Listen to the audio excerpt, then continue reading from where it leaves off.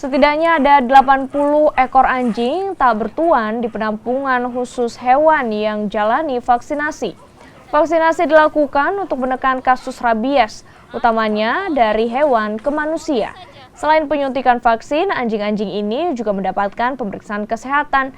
Dari catatan Pemda Maros untuk tahun 2020 ini, ditemukan hampir 90 kasus rabies dan tersebar di sejumlah kecamatan.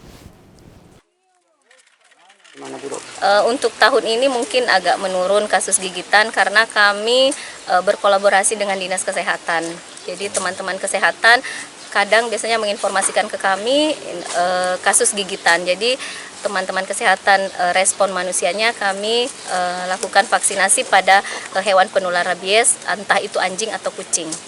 Jadi angka kejadian kasus gigitan untuk tahun ini mungkin lebih sedikit dibanding tahun kemarin. Dan upaya itu terus dilakukan, dokter? Jadi vaksinasi terus kami lakukan sepanjang tahun dan alhamdulillah support pemerintah daerah untuk penanganan kasus rabies sudah lebih baik dari tahun-tahun kemarin.